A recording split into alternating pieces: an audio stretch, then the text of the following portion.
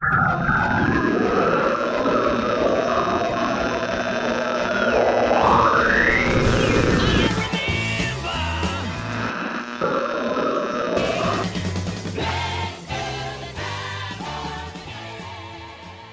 you lovely, wonderful, amazing, strange, gorgeous, unusual, unconventional conventionists. Thank you for tuning your dial to Time Warp Radio, the Rocky Horror Picture Show movie by minute podcast, where with each 7 minutes, bam, bam, bam, we can make you a fair. Hey, hey, hey.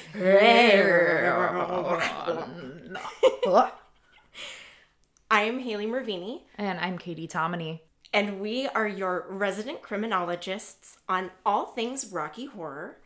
And today we are discussing the final minutes of the film, hour 1, minute 36, second 51, through to its end, where it kind of just trails off at hour 1, minute 40, second 06.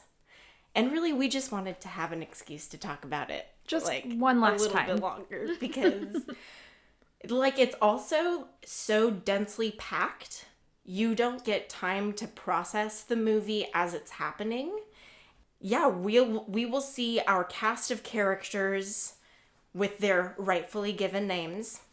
We will get our bookend of a theme song, and we will do the time warp again and finally decide what Rocky Horror means. And with that, we pick up right where we left off.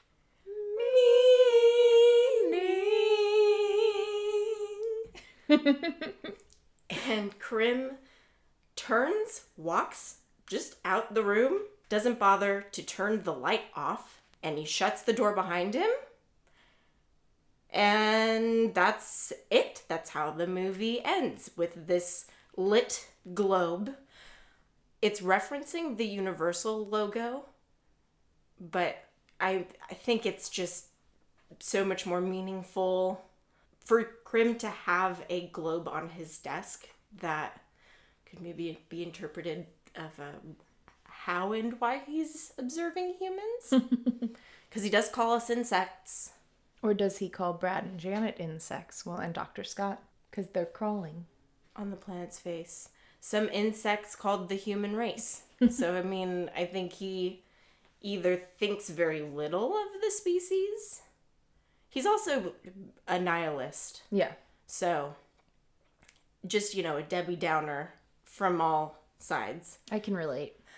But I love this shot. You love this shot. Mm-hmm. It's just, the movie ends and you're kind of like, wait, that didn't answer my questions. Krim didn't give me any insight at the end. He didn't give me any, why he was studying this. Why were we watching this? Why we didn't get in. With the light being left on, it implies that the story continues. Because this whole story's been based around electricity. Absolutely. So, the very beginning, we've got Damn It, Janet, and you hear the thunder rumbling. You can hear the electrical storm building up. Mm-hmm. Then we get to the castle, and during, over at the Frankenstein place, you've got all the lightning and the thunder around them. Mm-hmm. We've got creation scene where Rocky is born, and he's being powered up by lightning, by electricity. Mm-hmm. It's just electricity is a constant theme throughout this entire movie. And their sigil is a lightning bolt. So I definitely think it's telling that the last thing we see is an electric globe being left on. Mm-hmm. And when we were rewatching, last week to kind of wrap up our ideas, I noticed that Janet's newspaper, her headline was about the Ohio utilities seeking a ratings boost. So I don't know if something weird is happening in Ohio with their electricity banks, but it's interesting to me if it's all getting directed into the Frankenstein castle for whatever experimentation is happening there. Mm-hmm. And then if there's multiple, like, if there's Transylvanians stationed all over the place, if that's what's happening in the middle of nowhere in, like, you know, Alabama and Missouri and etc. It's like, okay, the movie is weird from the beginning because we get the lips and we're kind of caught off guard because that's not normally how a movie starts. Like, normally we get scrolling credits, and instead everything has been strange from the beginning, but then around floor show, things go berserk. Yeah. To a place that, like, you started to get the universe that we've been hanging out in, and then I think the Medusas happen, and you're like, wait, what? Wait, he can turn them to statues? What are the physics at hand here? And it's also a what now ending where, like, we have no resolution to Brad, Janet, and Dr. Scott's storylines. Yeah, it just leaves off and you're like, but what happens to them? Mm-hmm. Where are they? How are they doing? Yes, if Krim's statement is anything to interpret, it's like kind of philosophic, because you're like, oh, that's poetic, but also his own statement is meaningless. Mm-hmm. Because it doesn't provide any understanding to the context of the statement. But he does feel that humanity might be lost in meaning. And this might imply that the societal strain that is resolved by Brad and Janet exploring their sexualities, that's only temporary, because ultimately they have to go back to their normal lives after this. Because what are they going to do? Unless they try to contact the Transylvanians. Or if the Transylvanians come back into their life. Hey, I mean, we have thoughts on that for sure. But this ending could also argue that the film's message is ultimately conservative, because it's suggesting that doing it, becoming sexually liberated, leads to death, frustration, or simply being lost. We hear the twinklings, the little piano, do do do do do do do do, and we recognize it because it's a reprise of the opening track, science fiction double feature. It's kind of a lullaby version. Yeah, absolutely. And we would like to present, for your listening consideration, our 6-part Patreon exclusive mini-series, Science Fiction Double Features, where we will be more deeply examining the films referenced in the opening number to scrutinize their impact on the larger work of Rocky Horror Picture Show. And for our series premiere, we will be covering The Day the Earth Stood Still and King Kong. And can I tell you how much fun we had watching these movies? Like, honestly. They're just, you know, I've always wanted to watch them, and now I have a fantastic reason to watch them. And do, you know, our Time Warp Radio style interpretations and try to, you know, maybe figure out why Richard O'Brien was just name dropping to heck. And since there are only 11 films referenced in Science Fiction Double Feature, we will be wrapping with a very special finale that you will have to subscribe to find out the super secret crossover film we will be discussing. This is going to be so much fun, and I really hope you guys like it. Please subscribe to our Patreon at any level. And we have really exciting ideas for our upcoming season's Patreon material, but you just have to stay tuned. But back to Rocky Horror Picture Show. As a double feature. Okay? I want to consider it because on the surface, we get the fun romp that is Frankenfurter seducing Brad and Janet and them doing the fun floor show. Mm-hmm. But then there's the other story that's running concurrently of who is the criminologist? Yes. Why is he observing, or is there like a greater viewer that like he is working for? Or who sent Frank and company on their mission to Earth and all the rest of the Transylvanians? Like, that means they have a home base. We hear all about it. And we spend so much time talking about the sexy parts. You know, we really have spent, I'd say, about 40 years talking about the sexy parts of the movie, and that's like all we can talk about. Yeah, we kind of forget that there's an actual like plot that's happening to this film. And people are like, because the movie sucks, there is no plot. And it's like, well, we've recorded like something over 50 hours discussing the possible plot lines.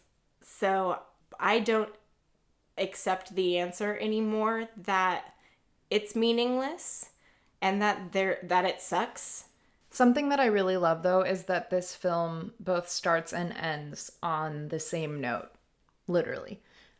We've got science fiction double feature starting us off and closing us out, and I think that just really kind of ties it up in a nice little package, puts a little bow right on the top.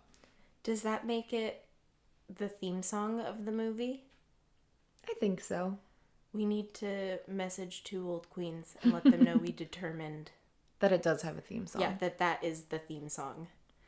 Rocky Horror Picture Show makes so much more sense, ironically enough, when you notice that most of the plot, set design, and character acting choices are driven by the fact that many of the characters minimally understand human nature, including the humans.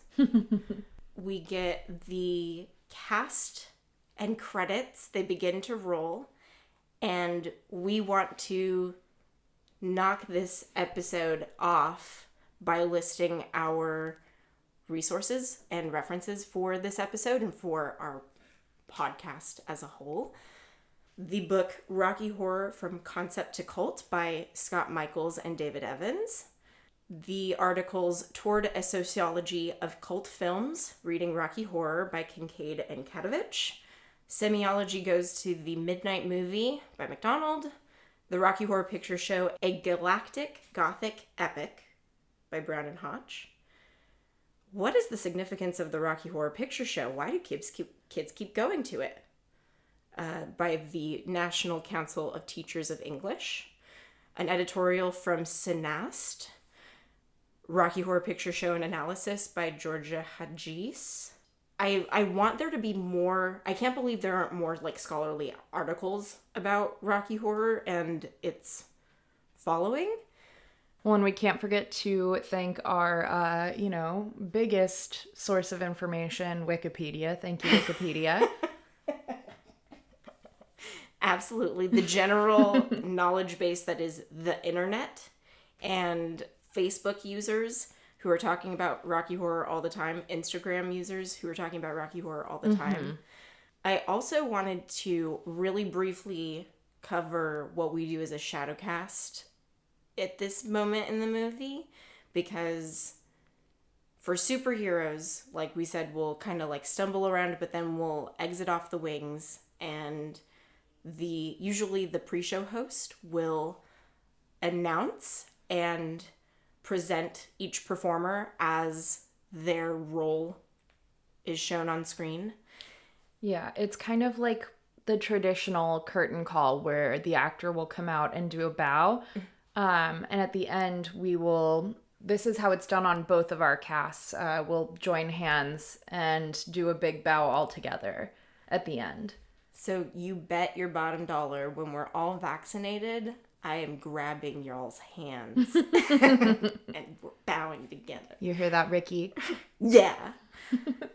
Then we kind of like tell everybody, we know you want to stay here and get freaky in the seats, but we gotta go home. we gotta go home. GTFO. And we love you. See you next month. And then that's kind of where we all decompress. We're like, whoa, that was a crazy show. We talk about like, oh my gosh, did you see the hottie? Because I was playing it to the hottie. And I know you would all love to hear us say, this is when we all change into normal clothes and go home and get a good night's sleep, but that's not usually how it goes. No. We put sweats on over the fishnets. We sweep up the auditorium and clean up all of the crap that you guys have thrown. We put everything into the suitcase that we brought our costume in. It's not organized anymore. It's a mess. I'm going to go through it tomorrow. And then we go to whatever 24-hour diner is readily available. Usually Norm's. Yes. Yeah. And it's just like the silliest time because everyone is loopy and tired, but also we're hungry because like most of us haven't eaten since like dinner and it's 3 a.m. and Yeah. might as well get some pancakes and a hot fudge sundae because 3 a.m. breakfast dinner, thank you very much. That's where like some of the magic happens. That's where you really, I think, form the bond. That's where you and I formed our bond. Yeah, it is. Because we started, I started going to Chaos and was, fan that I thought everyone was so talented and I thought that it was the like coolest show I'd seen of Rocky Horror, and I did Transylvanian for a few months and I kind of was like, okay, I need to break in. I need to not be too eager, but like these people are cool. Like I want to be their friends. So like I just started hanging out around you guys in the back of the theater. and thankfully we all like to shit talk about the same things, yeah. And it was just like, oh, this is so cool. Like, okay. I don't know if I've ever told you this, but I definitely saw you and Jacinda had to have been months before I joined cast. Mm-hmm. But it was one of those occurrences where like, I don't know if it's an aura. I don't know if it's clandestine. But like, when you like see the person and you're like, I'm going to be friends with them. Yeah, like I just had that feeling of like, those are special people. And I just like felt it somewhere in me that I was like, I'm going to be friends with them one day. Like that's going to be really cool. And look at us now. And now we live around the corner from each other. Yeah, it's like, it's fucking cool. It's one of the best friendships I have had yet. Hell yeah. And I'm appreciative of it. Aww. Yeah. I just wanted to keep gushing too about our casts because yes, we talk about them all the time. And I appreciate them for letting us talk about our antics on the show. And I can't wait until we're performing again. And we love their support. Honestly, we love every single one of you guys. And I know that a lot of you guys listen, and I really appreciate it. Yes, you guys are the coolest people I could ever have asked to be friends with. That's Midnight Insanity in Long Beach at the Art Theater. At the Art Theater, Long yes. Beach, California. And our home cast, Chaos, at the Frida Cinema in Santa Ana, California. Which is just... That too, the Frida, when I went to the Frida the first time, I was like, this is a special place. This is a place that, like, people are welcome. people are encouraged to be their weird movie obsessed selves and have a community of like-minded people, because you went to the Frida too before in conjunction with you being a Shadowcast member. Yeah. We started Chaos pretty shortly after the Frida was born. And so big shout out to Logan Crow. He is the owner and founder of the Frida Cinema, and he's been a close friend with a lot of us for years, even before we started Chaos. When he started his theater, he knew that he had to have a Rocky Horror Shadowcast there, and he reached out to a bunch of us and asked if we would be interested in starting a new cast. And of course we were. Oh, heck yeah. So we love Logan to the moon and back, and we are I appreciate so indebted to him. His plight, because absolutely Rocky Horror belongs in every community across America. It is a story about Americans. It is a story about... It's like a time capsule of what literally was happening in the 60s and 70s that's like so thinly veiled that it's like a really good history lesson too. And then the community that it breeds, you know, like I don't know how else to say it. It's just like you build it and they will come. Like I drive through some tiny towns sometimes when we go camping, and I'm like, if this town has a movie theater, they should play Rocky Horror like once a month. If this teensy tiny town, it would sell out. It would sell out, because not only would every person that is a fan that lives in that town, not only will they be like, get me tickets, I can't believe they're showing Rocky Horror, I can't believe they're showing it, we need to go. And then you also get every single other person that's like right outside of town, in the town next, you know. Yes. Oh my gosh, yes. And you have the people that are like, I've never seen it, but they're playing it at the movie theater. It's a 50-year-old movie, like, I guess. It's gotta be good, right? Might as well go see it. And you know? It's important. I think it's an important piece of media. Oh, I wanted to tell you, I was on the phone with Chris the other day, and he was talking about, like, he had no idea that we were the ones putting on Rocky Horror for the drive-in, and he was like, oh, I wanted to tell you, like, I know that the Frida is like your home theater, and I see on social media all the time people from the Rocky community, like, or even just like cinephiles, like praising the Frida for the amazing like drive-ins that they do, especially Rocky Horror. Like everybody's so impressed that you guys were able to bring Rocky Horror back. And I was like, oh yeah, no, we've been hosting it for the last few months. And he was like, what? And I was like, yeah, me and Haley for the podcast, we've been hosting it. And he was like, that's so cool. I love that for you guys. But he had like no idea that we were associated with it. And he was like, yeah, like everybody's talking about how cool it is, how cool the drive-in is. And dude, yeah, it's so fun. And like it's a different beast. You know, you have to play to a different audience, because the responses are honks and headlights flashing at you. So you can't exactly ask people. It's a very new questions. situation. Very new situation that I don't think either of us have ever prepared ourselves to be in. But no, you know what has prepared me for it is all of the 8th grade build your own quizzes that I ever had to do ever in like middle school or anything, that was like, build your own trivia quiz on this material, because like that too has gotten so fun. We've been making trivia for folks to like get warmed up for the movie.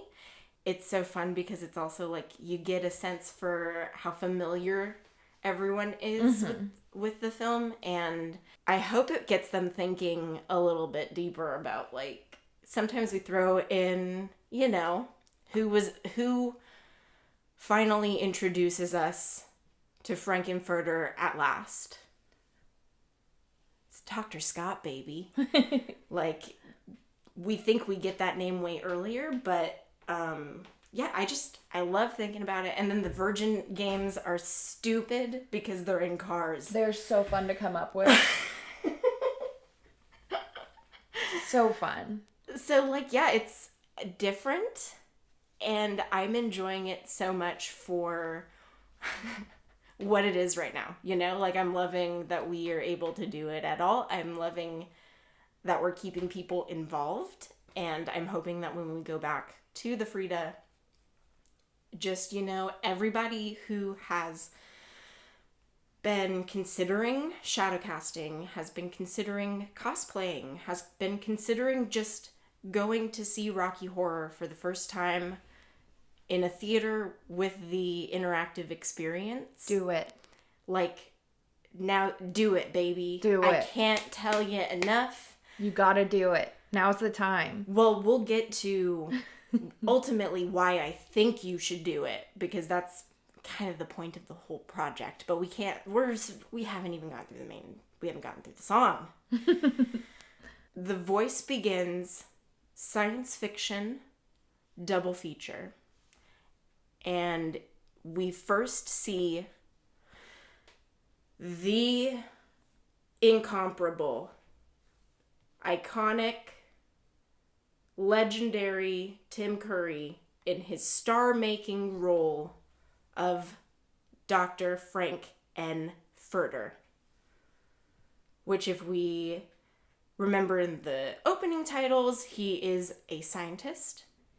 Then we see cute little Susan Sarandon, and I love that they chose this shot of her from, like, just after Sweet Tea. Yeah. Because it reminds you how far she's come as a character. And you're like, oh yeah, that was the same movie that we just watched. She was like a totally different person.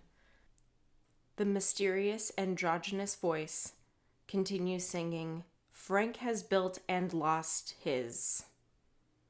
And we see just the cutest button in little glasses. Cute little Barry Bostwick as Bradley J. Majors.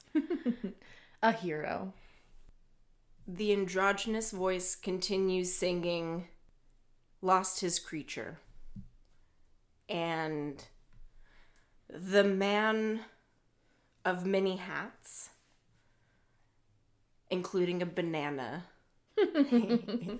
Richard O'Brien playing Riff Raff. The servant. No, I'm just kidding. A handyman.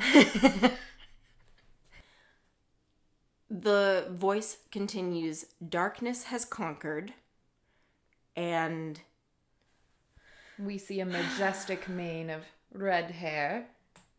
That's her doing her banister slide in Time Warp.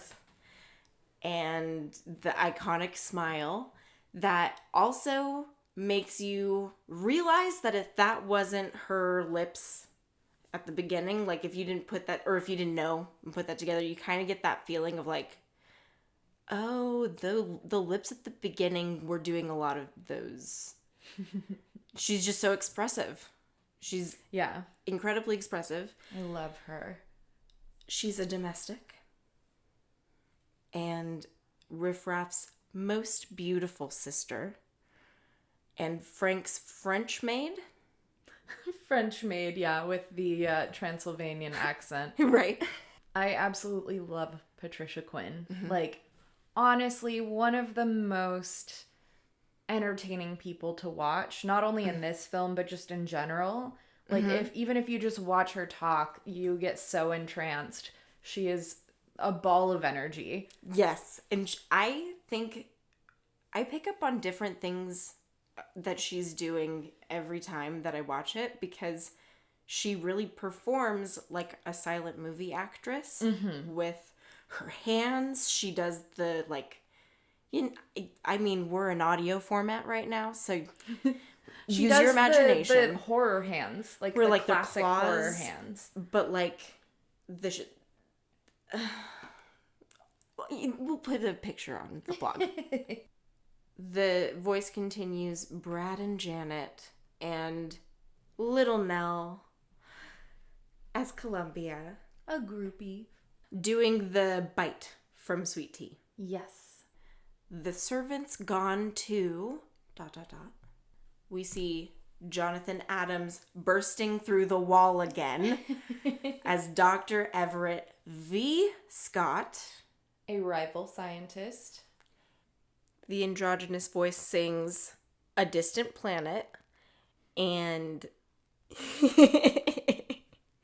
I have to laugh because it's what Peter Hinwood is doing in this frame in response to Frank singing Kicked to the Ground in Charles Atlas. He goes, huh, huh, huh. And this is Peter Hinwood as Rocky Horror. A creation. The voice continues singing At the Late Night. And Meatloaf as Eddie. An ex-delivery boy. In the shot from Frank's perspective when he's getting axed down after Hot Patootie. Double feature as we see Charles Gray in his office. Mm-hmm. In a close-up with the Denton affair. He's our criminologist. An expert. He has become, like top 3 favorite characters for me. Because he's like, and I also, oh my gosh, blows my mind to think that he wasn't on set with them. And seeing everything that was happening and wasn't, like he wasn't doing the time warp with them. In the other room. I know. He was doing all of that stuff by himself. Yeah. And yeah, his performance is so good. And I have so many questions about Crim, especially because Charles Gray makes an appearance in Shock Treatment. But we'll get to that. At the Late Night, double feature, picture show. And we see with Jeremy Newson as Ralph Hapschatt and Hilary LeBeau as Betty Monroe. And real quick, shout out to Jeremy Newson because he did very recently pass away. Mm-hmm. We didn't mention it during recording, but it was something that I just wanted to say really quickly because it happened literally during us researching this film.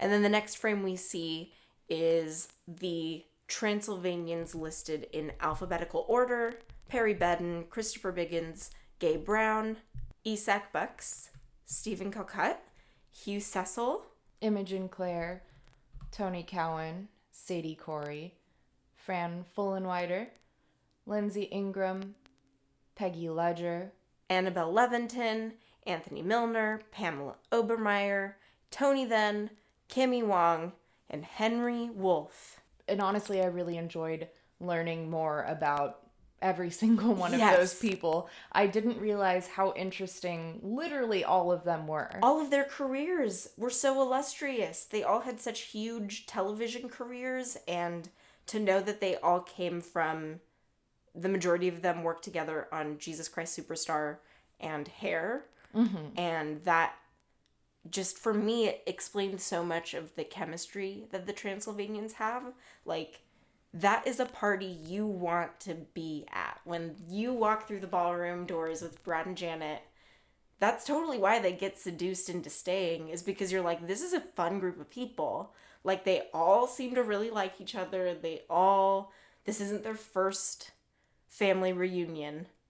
Like, no, they're established, good working relationships between these people. Mm-hmm. The voice kind of finishes serenading us, and then we get an instrumental of the time warp. We get a list of the principal musicians: Count Ian Blair, LOL, Mick Grabham, David Winter, B.J. Wilson, Phil Kenzie, Rabbit, and Richard Hartley also performed in the band. They recorded in Studio 2 at Olympic Studios in London. The film was processed at Rank Laboratories in Denham. Title sequences by Camera Effects Limited. with production services by Ruby Service Company and action vehicles by 99 Cars Limited. The next frame we see is the statement, the characters portrayed in this film are entirely fictitious and bear no resemblance to anyone living or dead. And it feels like the screen is yelling at me when it gives me this instruction. And I wonder, like, that's always in movie credits. Like, they always have the copyright that's like, don't contact the studio and say that your name is Janet Weiss and that you're wanting to sue the studio for using your likeness because no, that's not what but anyway. The next card we get is made on location at Braze Studios, Berkshire, England. Post-production at EMI Elstree Studios, England. Prints by Deluxe, Michael White Productions Limited. Released by 20th Century Fox, Fox Film Corporation. And I know that there need to be credits because it feels like it's a play. Like we need to have them all come out and bow again. Mm-hmm. Curtain call. Yeah, and it also makes Frank and Rocky and Columbia not seem as dead because they come out and they like have their curtain call and remember the good old times. Remember Sweet Tea. Remember Charles Atlas. I also think it's really funny that they do credits in the beginning and in the end. Mm-hmm. And it's like the same credits that they do on either side. Yeah. Well, okay. And they show... Okay, so they could have done the opening science fiction double feature with the intersplicing of the film clips, you know? And they still could have put all of the people they show in the opening credits in the closing credits because we get like the final 39 seconds of the movie is a black screen playing the instrumental of Time Warp and like finishing out Columbia's verse and the last chorus of Time Warp. So they could have still had credits rolling, but it's so interesting that they're like, no, we're going to give you guys another opportunity to just, like, dance to the Time Warp. They knew. They knew, for sure. Because we're not getting the credits at the end of this was the cinematographer and this was the costume designer, it makes me want to watch the movie again, to rewatch the opening credits and find out and appreciate who produced this spectacle. Mm-hmm. You know? And they don't even name Jim Sharman in the credits at the end. So, like, you don't even get to know, like, you don't even think about who directed it. You just think of the cast of players. It's super weird because Richard O'Brien, the person who is credited with creating this entire masterpiece, isn't even credited as the writer or anything. He's just credited as Riff Raff. Yeah. So even if you're like, who wrote all of those songs? Oh my gosh, I just need to know if like one guy did it, if it was a team. Did they, like, you have to watch the movie again. Because I'm thinking if we're in the 70s, if we went and saw this at a midnight showing for the first time, okay, you and I, we would have been like, we would have been exactly as excited because I'm thinking like if we weren't as queer inclined in the 70s, we would still be woke females. Yeah. Do you know what I mean? Like we would be feminists even if we weren't identifying as queer in the 70s. Mm-hmm. We probably still would have been identifying as queer in the 70s. But still, we would have been like, oh, this is cool because like Janet gets liberated by the end. And yeah, if you wanted to know anything about it, we would walk out of the theater and we would be like, who wrote that? Oh my gosh, it just ended. I can't believe that we don't know who wrote the songs. How am I going to look up where to find the music? Well, I guess we'll look up the soundtrack. But like, is this a band? Did a band write this? We would want to go back the next week. We would be like, totally. And we would go to school the whole week thinking about it and planning it. and planning our outfits, and then we would start showing up in like we totally would have been early Shadowcasters without a doubt in my mind, because I think if we'd been around in the 70s, we would have found it. Totally. You know? Totally. Because we found it now. So all right. So, I know we promised you guys we were going to go over the lyrics again because we broke them up quite a bit. Yes. So that they make sense. Science fiction, double feature. Frank has built and lost his creature. Darkness has conquered Brad and Janet. The servant's gone to a distant planet. At the late night, double feature, picture show. I want to go to the late night, double feature, picture show. I do want to go. I love Rocky Horror. I think that it's hilarious that this version of this song is the music behind the main menu on the Blu-ray. Oh my gosh. Because it's this version of this song. And it spoils the whole everything. Plot. Yeah, the whole plot of the movie is in this version of the song. And I guess it's like, come on guys, it's a 45-year-old movie. What do you mean it's getting spoiled for you? But like, they could do the opening credits. Mm-hmm. Also, again, when they restore for the 50th, I'm just saying, if they wanted to change the main menu music to what we've determined is the theme song. The menu for the Blu-ray has been the same since the 35th. Oh yeah, it needs an update. At least. These lyrics are not the same as the first version. No. We get acknowledgement that Frank, maybe that was his mission. Maybe. Was to build a creature of any type. I don't know that it's acknowledged that it's his mission, but it acknowledges the fact that he definitely built the creature. Has darkness really conquered Brad and Janet? I don't know that darkness has conquered them. Like, overcome them. Yeah, because they've, like, gotten a taste of the dark side. They've both grown so much and gained so much knowledge from all of the events of this evening. Yes.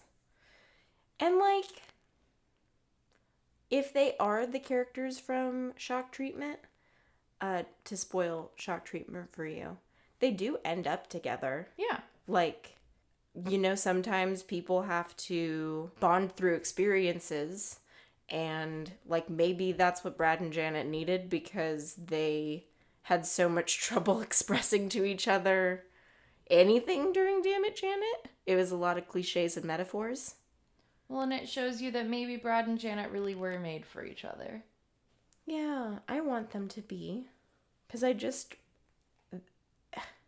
it would be like, who else would they be with? Yeah. You know? It would just be sad, and why not have... I know it needs to be ambiguous, like, will they find each other again? Yes. But yeah, like, why not have hope for these two characters that, like, really didn't do a whole lot wrong. They just got caught in, like, the craziest snafu that they could have accidentally stumbled upon, or maybe not so accidentally. Because then, okay, if darkness has conquered Brad because he's lied to Janet and has lured her there because Dr. Scott is like, we need to investigate this alien mansion. I think that'd also be what Brad is referring to when he's like, I've even lied to find the truth. Yeah, but it says that it's conquered both Brad and Janet. It doesn't specifically say just Brad. Well, if Janet is pregnant with an alien baby type Antichrist, that would be a type of darkness. True. I don't want Janet to be doomed either, though.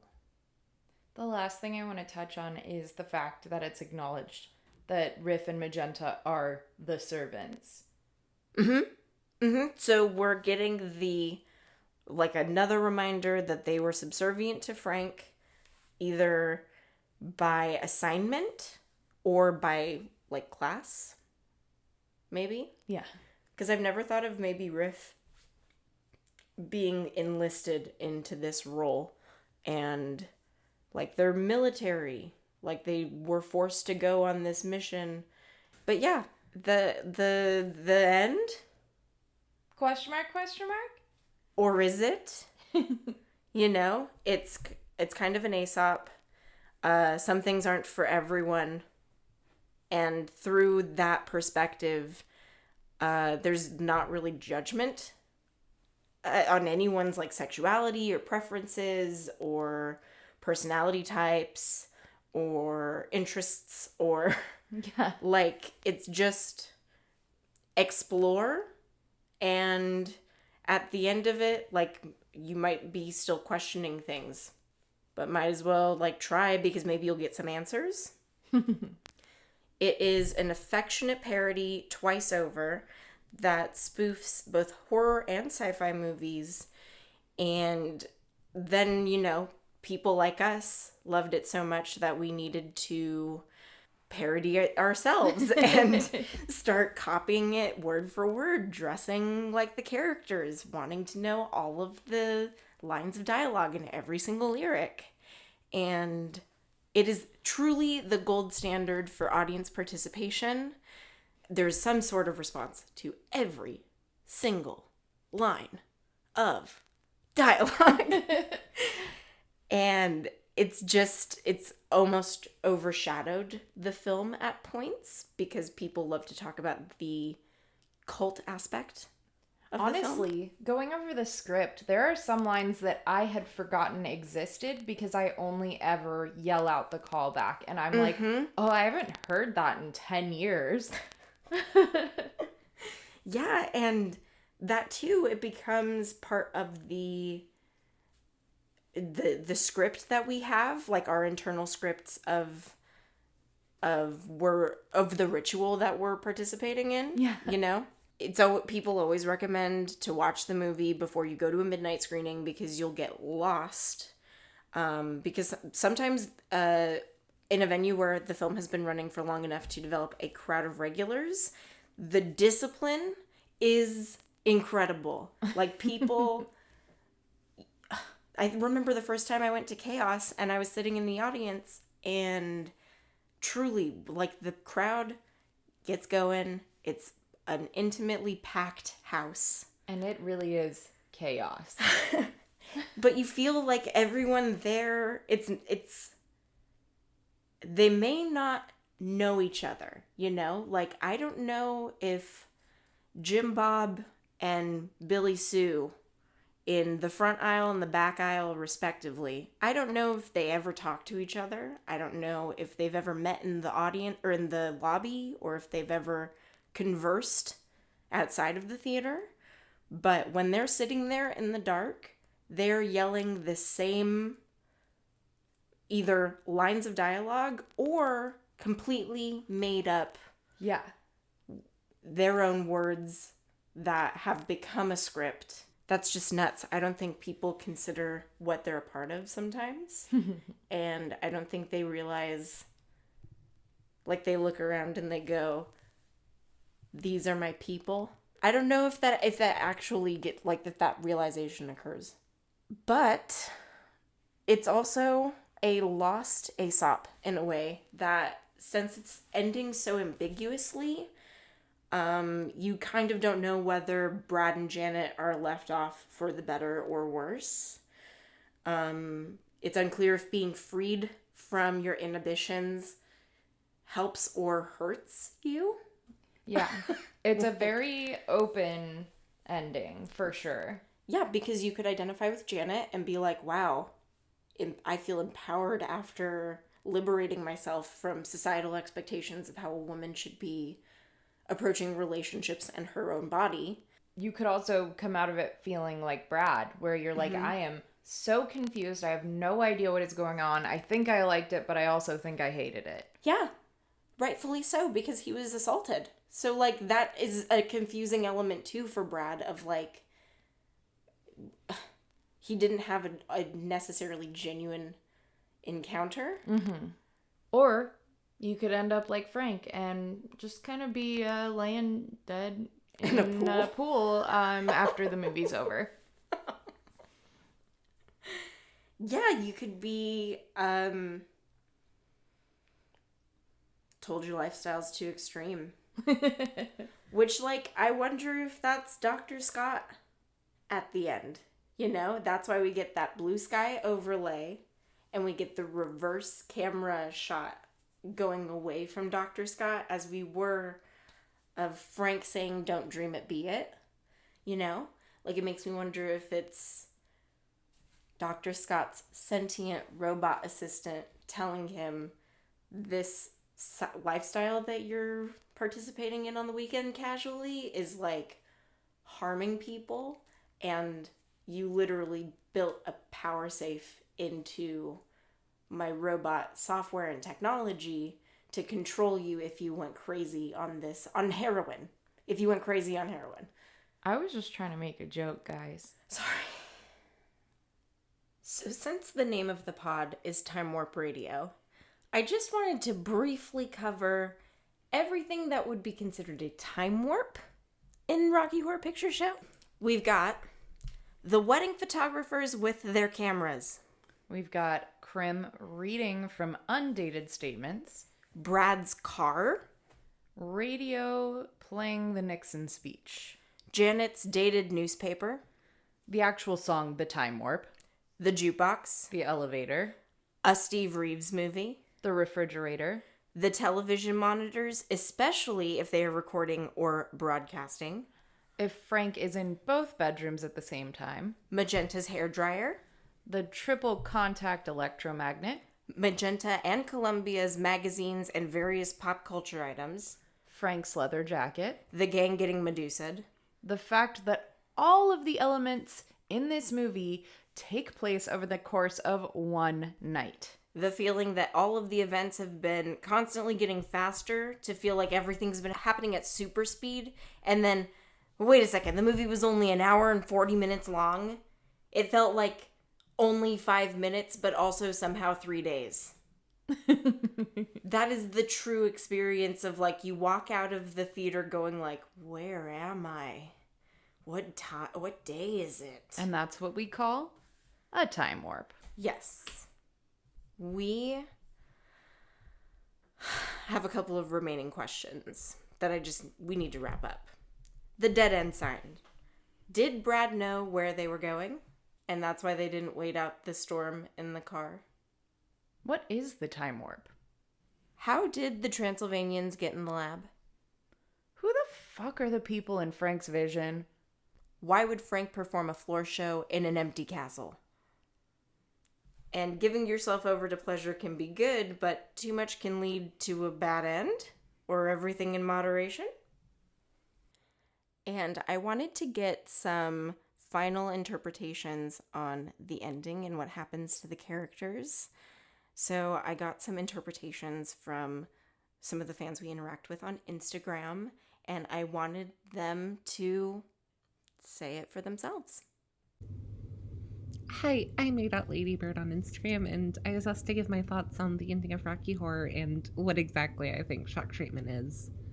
I like to consider Revenge of the Old Queen canon, so I believe that Brad, Janet, and Dr. Scott survive. However, Brad and Janet call off the engagement, which leads to Brad becoming a go-go dancer and Janet becoming a drug addict. As for Dr. Scott, I like to imagine that he keeps his job with Denton High School and the Bureau of Investigation of that which you call UFOs. Maybe he even finds himself a partner. As for shock treatment's relation to Rocky Horror, I like to think it takes place in a parallel universe where Frankenfurter was never born. Because she was never born, she was unable to set whatever it was in the road that popped Brad and Janet's tires, meaning they continued to their dinner reservation with Dr. Scott and never gave themselves over to absolute pleasure. Riffraff and Magenta were sent to Earth under a separate mission in the pseudonyms of Cosmo and Nation. But yeah, that's just my take on it. Hello, Haley and Katie, aka the coolest resident criminologists. It's your girl MC, aka Media Collectives on Instagram, and I run your local Tim Curry Rocky Horror theme meme page. Some of you might have seen me on the hashtags, and if you haven't done so yet, you will eventually. Thank you so much for inviting me on the fabulous Time Warp Radio podcast. It's a huge honor. You're both so knowledgeable about the film and overall Rocky Horror culture. It's amazing. Your theories about the film are just so insightful. And if you're listening to this podcast for the first time, this is your sign to go back and listen to their previous episodes. I promise you, you will not be disappointed. Wow, I can't believe we're at the end of Rocky Horror. The ending has like a lot of different reactions. A lot of film enthusiasts give the movie a lot of crap for its plot and its ending, but I personally think it's one of the best ones just because it's so ambiguous and you just kind of decide on your own what your takeaway is. It's very unconventional, pun intended. Events go by so fast and you don't fully process what exactly is going on your screen at that moment. You just sort of think to yourself, did that just happen? And it just adds to the raw emotions and the raw feelings you get from watching the movie. I think that adds to the experience of going to see the movie and watching it with someone else. You just kind of are in the same boat of feelings. And what I love about it is that you can really decide what character you really connect with and kind of see them grow and kind of cheer them on. Even the biggest villain, which was, Frank, who killed people, who belittled everyone that kind of crossed to him the wrong way. We just fall in love with him. His charisma and his charm just kind of take over the film sometimes. The same can be said about other characters like Magenta and Riff Raff. They stand up and stick it to the man, or Brad and Janet, who grow and learn how to communicate with each other and learn a little bit more about themselves as individuals. Maybe, as previously mentioned, maybe Brad didn't know he could, swing to liking guys. But it's just like a self-discovery journey for them all. So after the movie ends, Brad, Janet, and Dr. Scott are kind of left behind. I've only seen snippets of shock treatment, and I feel like there are a variation of what might have happened after their adventure at Frankenfurter's castle. Maybe Rocky Horror was, Brad's version of how things went down, and shock treatment was Janet's. That's my kind of theory, just knowing what I know. But yeah, maybe it is a possibility that they are connected and it's not just Richard O'Brien trying to get that money. That sequel coin, am I right? Just kidding. Okay, so seeing Frank, Columbia, and Rocky die, I think that we all secretly wanted to believe that they didn't die. Maybe they somehow got saved at the end. I think in a weird way, we all had sympathy for all three of them, in my opinion. Columbia was such a fun and inviting character, the kind of person you would want to party with. We really wanted the best for her, especially since we knew that she loved Eddie so much, and he was sacrificed for Frank's desires. Maybe she even had a connection with Rocky. I mean, he was half of Eddie's brain.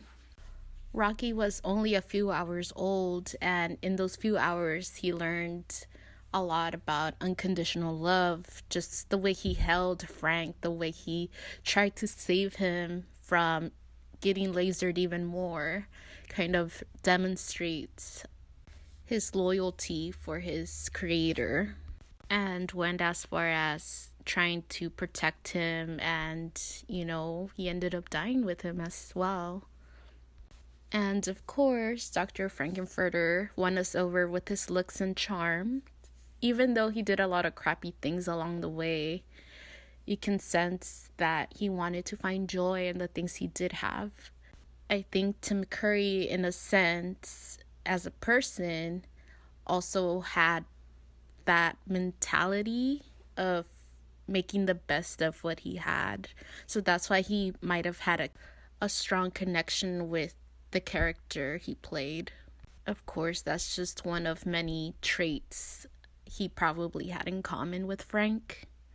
And that's maybe why we're so drawn to Frank and Tim Curry as a person. Like, besides, the character he played, where there's a part of the fandom that kind of gets drawn by Tim Curry himself. I think that alone can be its own podcast episode. Transsexual Transylvania. I think that it is another universe similar to ours, perhaps more progressive and futuristic. The technology they have was probably more advanced than we had, especially back in the mid-70s. Something I think about when I think about Transsexual Transylvania is their clothing. We can all agree that the clothing that was picked and costume designed by Sue Blaine was just beautiful. I always wonder if what Frank's wearing, what Columbia's wearing, the sparkly outfits, were those an everyday thing? Was it just a Transylvanian convention occasion? Are their everyday outfits different from, that day? I also believe that Transylvanians are also a species of alien just because they seem to have the ability to teleport back and forth. For example, during Frank's I'm going home number, they were able to just get there and go.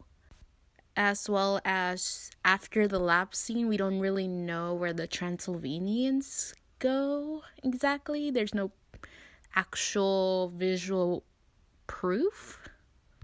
As for Frank and Riv's mission on Earth, I think that they both had a ranking or a role that was given to them prior to starting their mission on Earth.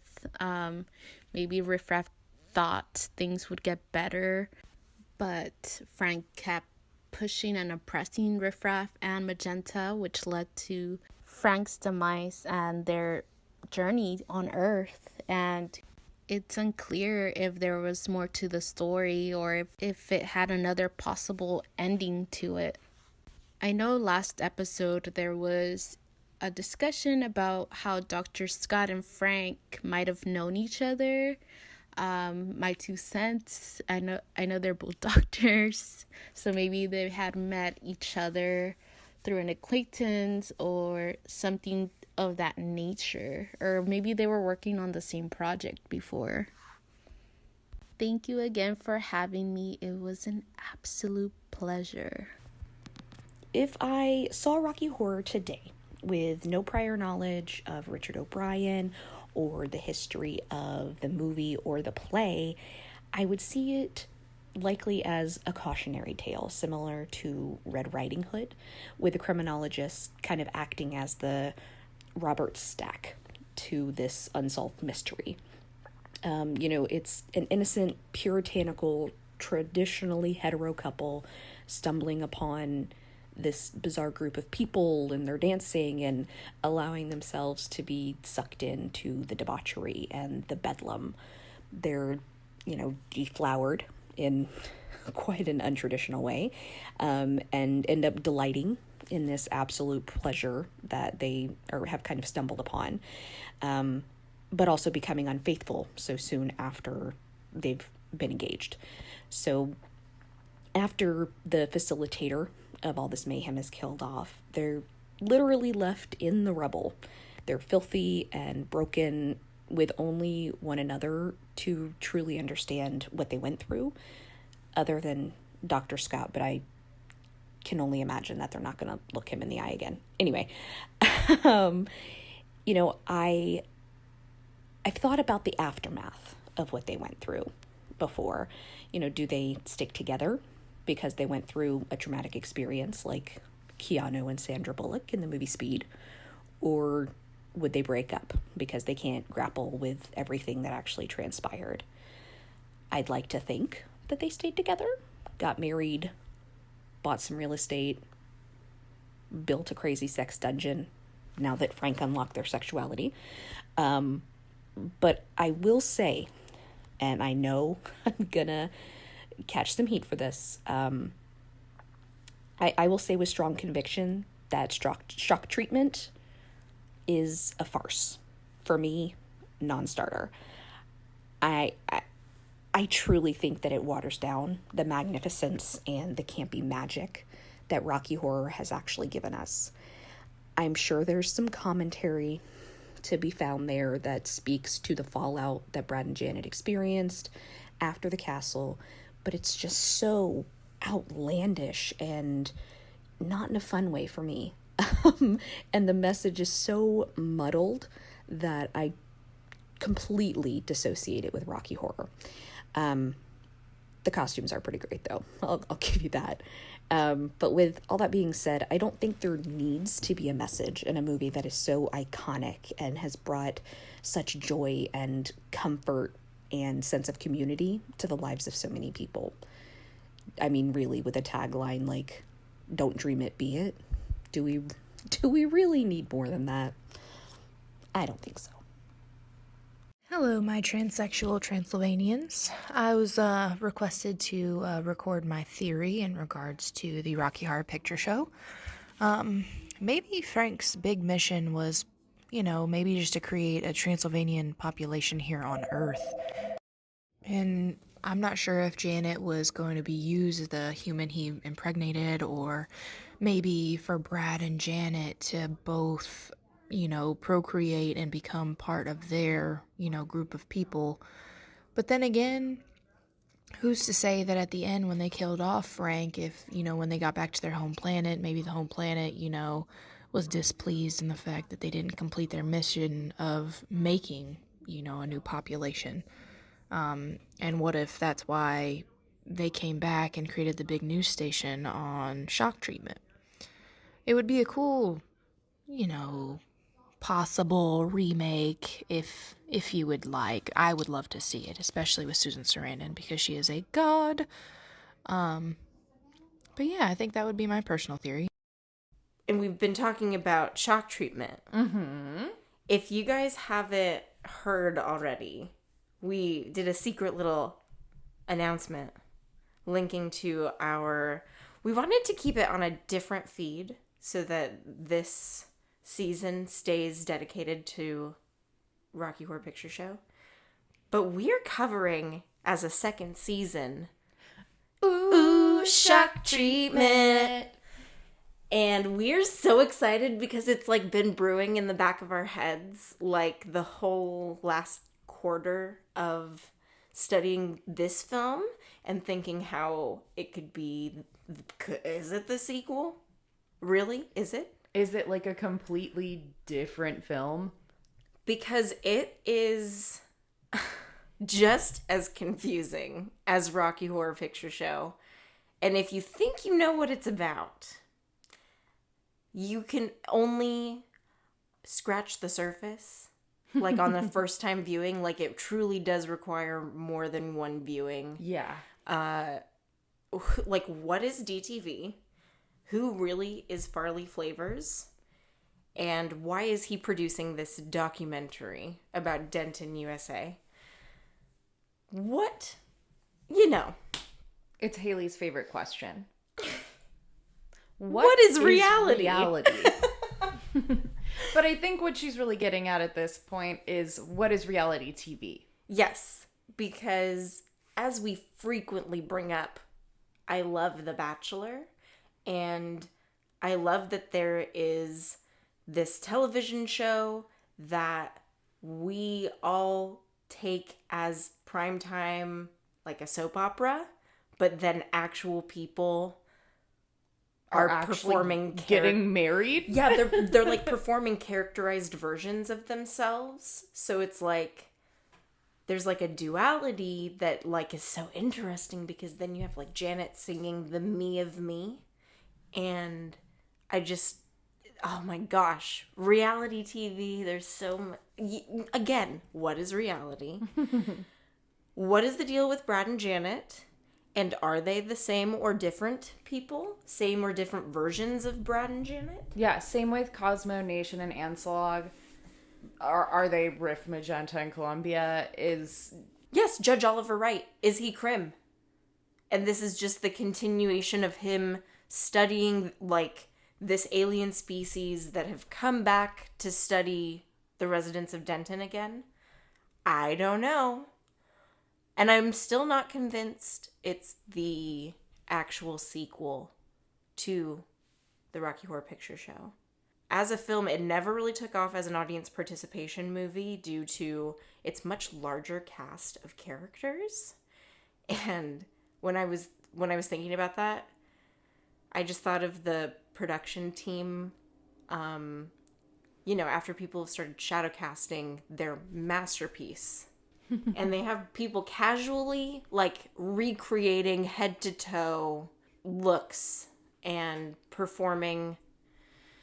And it feels like it's like the producers being like, who's up to this challenge? Because it's so huge, and, like, there's so many costumes. And all of the costumes are so intricate. Complicated, yes. And there's, like, weird... It'd be really hard... Well, I mean, we haven't done it yet. I haven't done shock treatment. I haven't shadowcast it. Me neither. I hope we get the opportunity to. I've watched a shadow cast of it. There's an awesome shadow cast in Pittsburgh that shadow casts shock treatment regularly. Mm-hmm. And I've already reposted one of their performers cosplaying Farley. Oh my gosh. So check out our Instagram. It's a separate handle.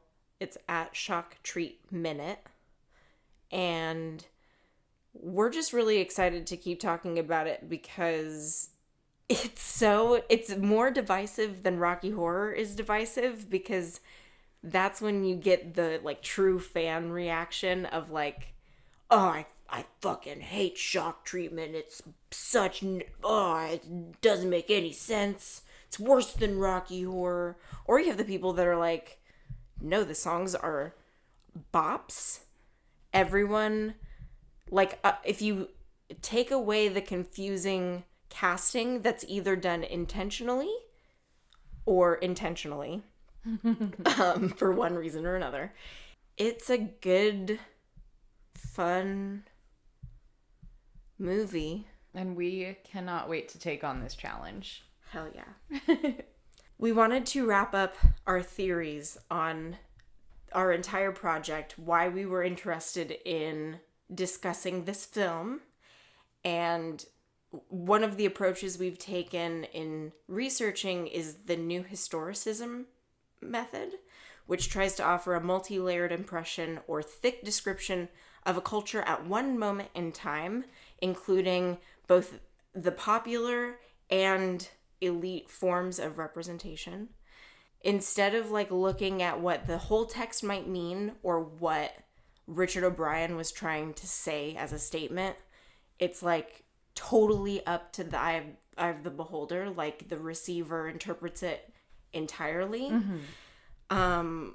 Which, in that way, it doubts the accessibility of the past by insisting all we have is written or spoken debate on text and literature. Nicholas Salerno, the host of Cinema Classics of PBS, this was in the 80s, said, Rocky Horror Picture Show requires only that the viewer has viewed other films, making it readily accessible to all. It parodies the various genres in the 1950s, 1960s, the teenage movies, they called them, as well as 1930s and 1940s horror films, as well as, all of the various crime movies across the decades. That's where Krim comes from. It follows the conventions of a Broadway situational comedy, wherein, like, the eccentric behavior of the group that we're watching is so endearing that, like, the audience reaction is to be more open to, like, after witnessing that. Themes of heterosexual romance, monogamy, sexual stereotypes and identifications, virginity, and in general, middle American morality, as well as with Frankenfurter having various antithesis qualities about him, like man-woman, host, kidnapper, scientist, and creator. Like, he loves art. He both creates life and then takes it. And he's so entertaining and so charming, but also he's a murderer. So it's crazy that as a collective, we're just like, oh my gosh, we love Frankenfurter. Yeah, definitely. And I think it's funny that in this show we have praised him as much as we have reviled him. Yes, there's a duality to his role. It's supposed to spark conversation. Rocky Horror could be interpreted as a 1970s crisis film, which was the type of film that emerged after Watergate and Vietnam, where fear and anxiety and general malaise was the background for deconstructive critical commentary of many films. And the crisis films reflect disaster, fear, or other acute tensions that were associated with human relationships to be like contextual devices for these stories. But Rocky Horror is more than a crisis film because it is both a celebration of deviance, but by participating, you are reaffirming like societal expectations to gather. You're rejecting society's norms, and yet you're creating your own society. Right.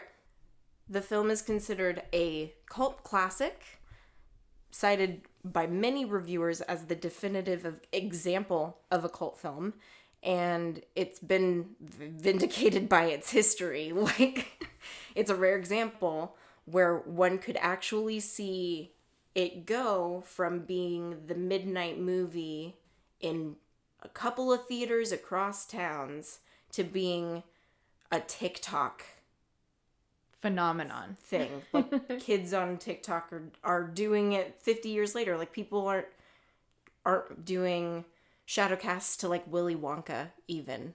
Do you know what I mean? Like, another beloved cultural movie that's just as aged, just it's still alive. Yep. That it's still growing. And I've said it once, I've said it again, the fact that Patricia Quinn can think pretty much at any hour of any day that somewhere someone is watching her lips at the start of Rocky Horror.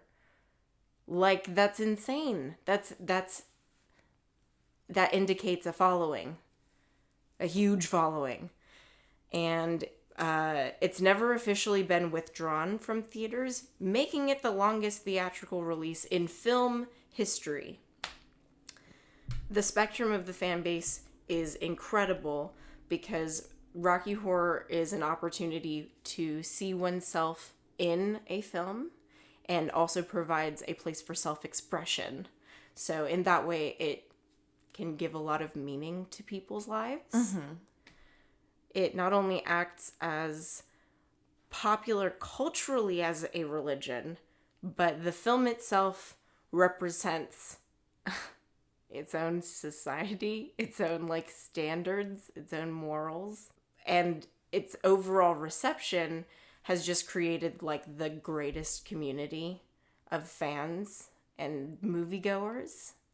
It's so interesting to me that no matter who you are or what walk of life you're from, you can find a character in this film that you identify with. You have Brad and Janet, who are the more conservative type. You have Frankenfurter, the exhibitionist, the wild child.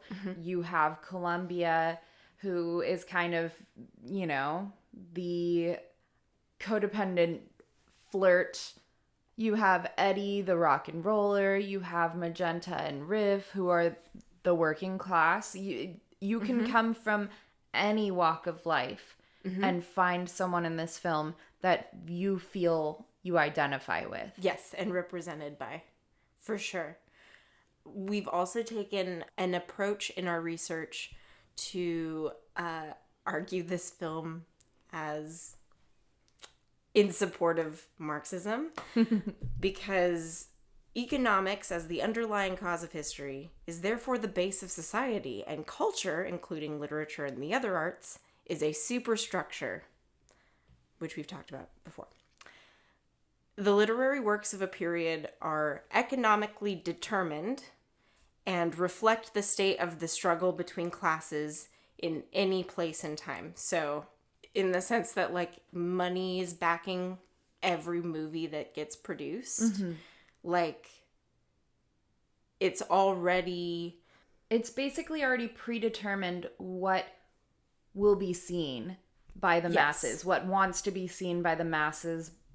That's being determined by the upper class. Yes. Because they fund that creation. Thank you. Well said.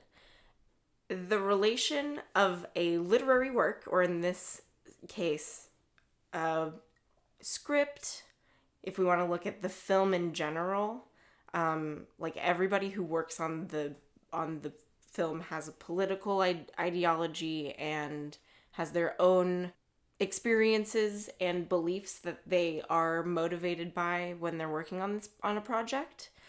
Looking at it from a Marxist perspective, you can really see the kind of rejection of the upper class and the fight of the working class. And that's really represented by Riff and Magenta, as well as, I would say, Brad and Janet, who are two young kids looking to better their lives. And you see them fighting against the prince of transsexual, Right. Frankenfurter. Right. Who's in control and in power and asserts too much power over people. So recent Marxist studies have shown there's a heavy influence of psychoanalytic aspects to these theories, examining the effects of the ideology by focusing on the work's gaps and silences and trying to read into what's being influenced as opposed to directly like stated. Yeah, almost reading in between the lines. So are callbacks inherently Marxist? Analyzing a film in this way was very successful for us, since there's usually representation of numerous people from different classes, and you see their situations develop over time. Like, we see Riff start as a strange character, but through his mistreatment and abuse that we see at the hands of Frank, he finds empowerment. Well, he mentally breaks and then overthrows his overlord, is like, I don't need a boss anymore. Me and my sister know how to fly the ship, and it only takes one extra to overpower and to unionize. The worldwide revolution is yet to come. And that'll be when the proletariat or working classes overthrow global capitalism. And when we interpret works with a Marxist approach, it acknowledges that the audience of the work is capable of reading between the lines and is an active consumer rather than just passively consuming the material. And that, maybe all these texts are just very straightforward instructions to a worldwide working class revolution. Another way that we've approached breaking down this film is the feminist approach. And I'm sure it comes as no surprise to anyone listening to our show. Haley and I are very much self-identifying feminists. We try to be as intersectional as we possibly can. Obviously, everyone has their flaws, but I think that we do a pretty all right job. Critiquing a work with a feminist approach likes to showcase the history of women's inequality. This has been practiced since the 1790s, when praise of women's cultural achievements went hand in hand with arguments that women were rational and are deserving of equal rights and education. Weird. Oh man, that wasn't that long ago, 1790s. Contemporary feminist activism in the 60s and 70s was associated closely with the civil rights and anti-war movements, which, hey, I'm telling you, it was close. The global revolution was close in the 70s because they were like, I think we're all kind of working for a common cause here. But these feminists began denouncing the misrepresentation of women in literature and began reaffirming the importance of women's voice in writing. The text can then be reflected as criticism of the society's patriarchal, sexist base, and to avoid losing sight of, the real world where women are paid less and are more likely to be victims of sexual violence, some feminist critics link their theories to Marxist studies.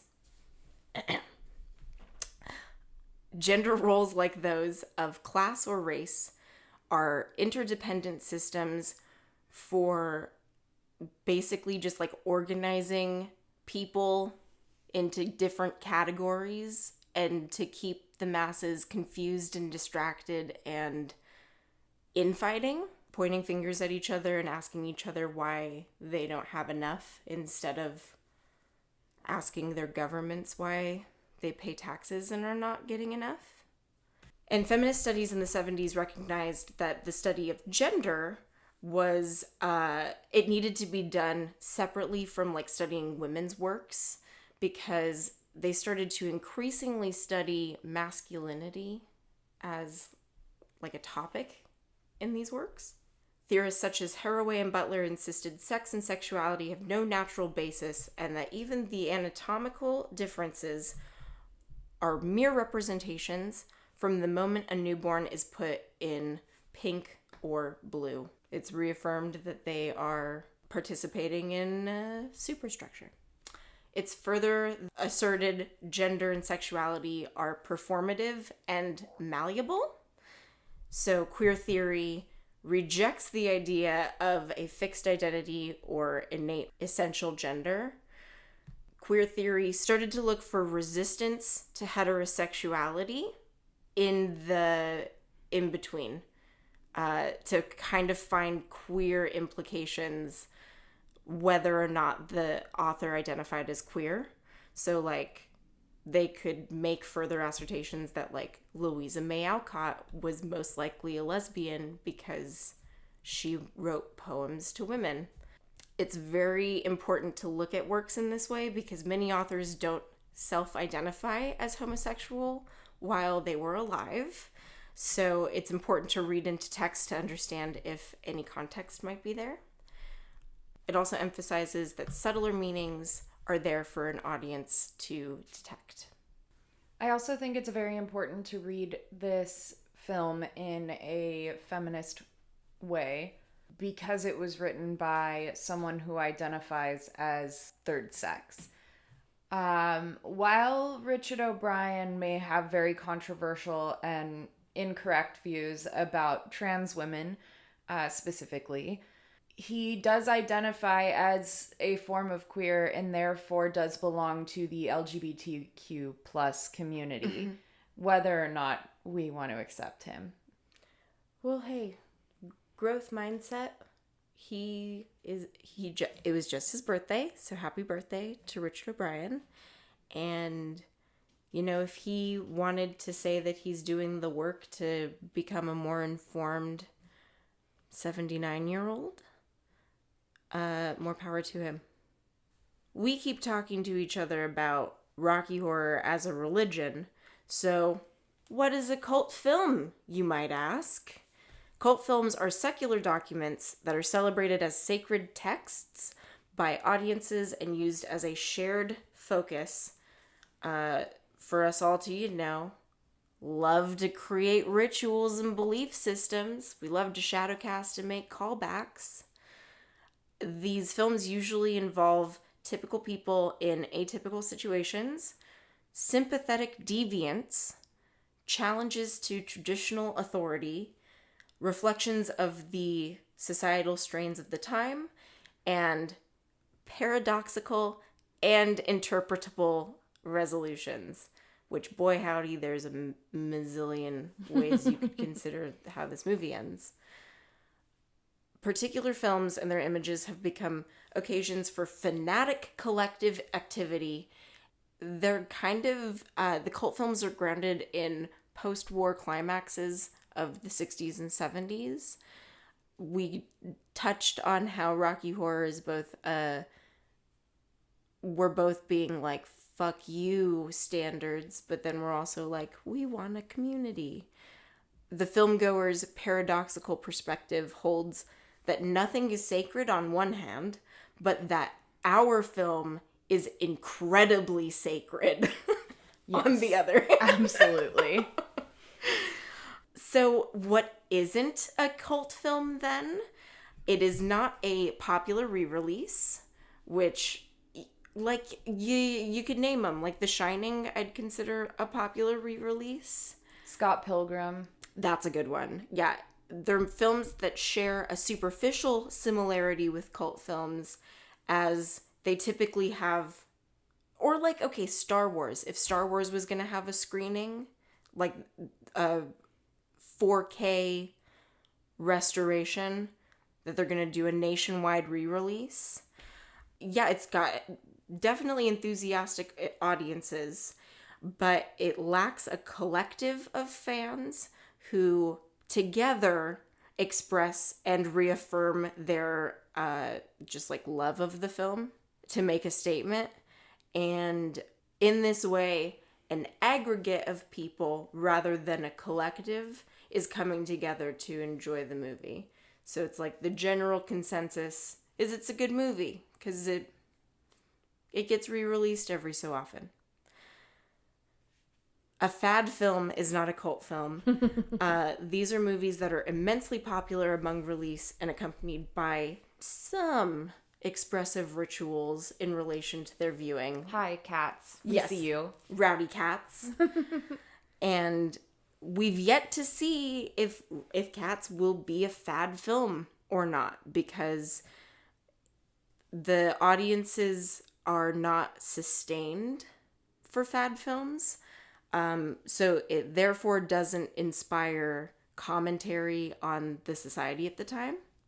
But to be fair, we did get Cats. It did last for quite a while, and then we got COVID. Okay. I was thinking about this.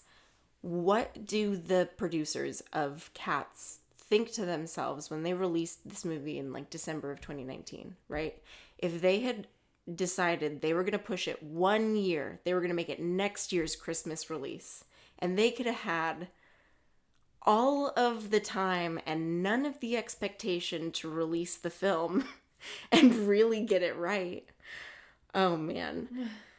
So interest in the film can be like substantial, but it's usually meandering, like comes and goes. So like sometimes people will come dressed in masks or in costumes, but it's usually not sustained over time to transform it into a cult movie. Films with cult qualities are not cult movies.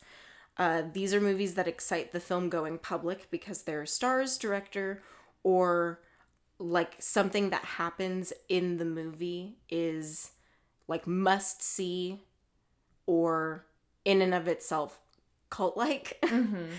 And have become elevated to very significant like pop culture symbols. So the example in the article, Toward a Sociology of Cult Films, Reading Rocky Horror, the example they gave is Animal House and how like that's so closely tied with John Belushi and his performance. So like The I'm a Zit moment. the Absolutely. toga, like there's so many moments that are antics of his, and it's debaucherous, and it spawned some mimicry on college campuses at that time. But it's not like people were watching Animal House and were dressing like the characters and doing the debaucherous acts at the same time. And then there's also particular directors who will achieve cult hero status like Hitchcock, like Kubrick, Like Tarantino. Christopher Nolan, they will achieve a status that people are like, we have to see their movies regardless of what it is. We just need to see it. And then that's kind of similar to critical cult films that are like classic documents. They've affirmed their status as permanent in pop culture, like Citizen Kane or 2001. And while on the surface, audiences can appear cult-like, it's like not regarded as true of a cult because there's like a following, but not a following. Like, if the movie is shown, yeah, they'll go see it, but it's not a part of their daily life. Well, it's like there's the connotation that it's good, so of course I'm gonna love it. Like 2001, of course there's a cult following because it's like probably actually the best movie that's ever been made yet. So like people who would say there's a cult behind 2001, critics would be like, well, yeah, because it's been recommended half a dozen times by every single college professor ever. So like, of course everyone's a fan of that movie. The difference is devotees of a cult film will often champion the merits and values of these films independently of the traditional way of critiquing the text. Audiences will construct ritual and belief systems through their viewing experience, and this can sometimes become an obsession or just an enduring shared focus for these people. They claim that cult films transcend their entertainment, artistic, and commercial status and are significant regardless of advertisement, critical acclaim, or mainstream acceptance. Part of the value is that it is not for everyone and exists outside the category of both it being not a popular movie and then also people critically not saying it's good. Yes. I'm thinking of all of the cult movies that I personally enjoy. Mm-hmm. A lot of those being John Waters movies, which are not so secretly hated by basically every critic. For now.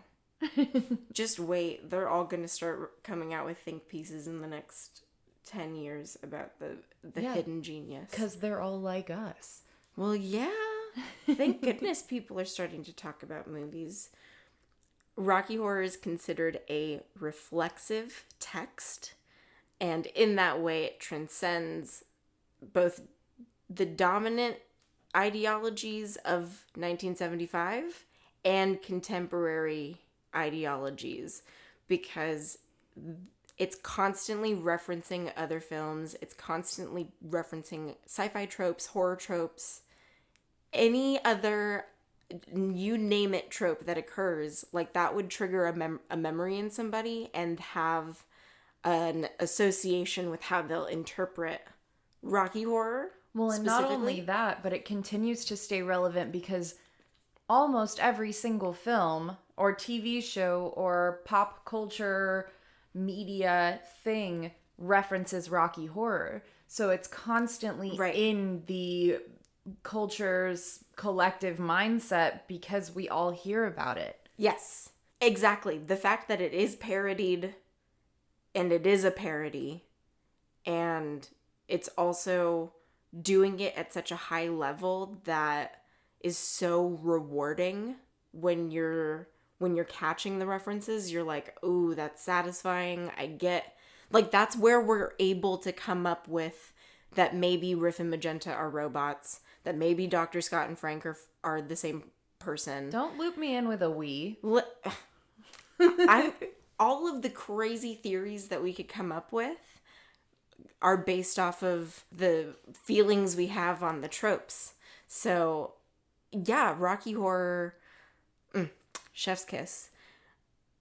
In the story, the scientific and academic community is both legitimized but then absurd at the same time, because you see both Frank and Dr. Scott's approaches to science. Well, and not only that, but you see the criminologist, and one could argue that he's also practicing science. Yes.